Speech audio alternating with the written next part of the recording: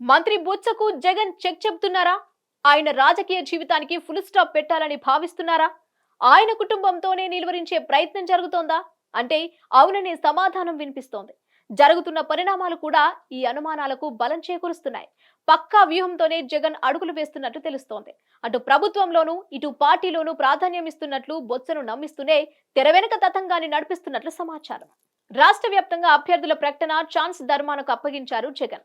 దీంతో తనకు తిరుగులేదని ధర్మాన భావించారు. ఎన్నికల్లో గెలుపొందడమే తరువాయి మంత్రినవుతానని, అది కూడా కీలక పోర్ట్ఫోలియో తన చేతుల్లోకి వస్తుందని ధర్మాన సంబరపడిపోయారు. అధికారంలోకి వచ్చారు. సీన్ కట్ చేస్తే 3 సంవత్సరాల పాటు ఎమ్మెల్యేగానే ఉండిపోయారు. తానిక మంత్రి కాలేనని నైరాశ్యంలోకి వెళ్లిపోయారు. ఇంతలో రాజకీయ సమీకరణాలు కలిసొచ్చాయి. జిల్లాలో లెక్కలు మారాయి. దీంతో మంత్రి పదవొచ్చింది.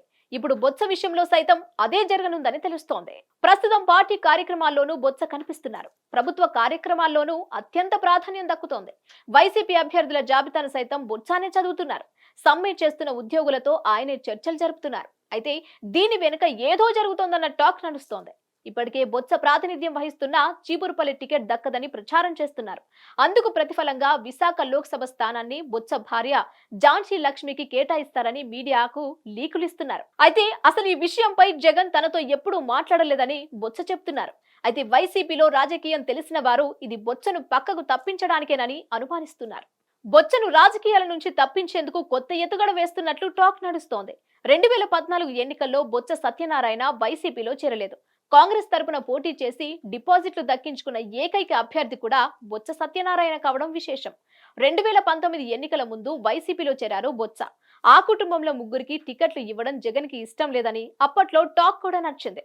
ప్రస్తుతం జిల్లా మొత్తం బొత్స కంట్రోల్లో ఉంది. ఆయన చీపురుపల్లి ఎమ్మెల్యే గాను, అప్పల నరసయ్య జగపతి నగరం ఎమ్మెల్యే గాను, సమీప బంధువు అప్పలనాయుడు నెల్లిమర్ల ఎమ్మెల్యే గాను ఉన్నారు. అటు మేనల్లుడు చిన్న శ్రీను విజయనగరం జిల్లా పరిషత్ చైర్మన్ గా ఉన్నారు.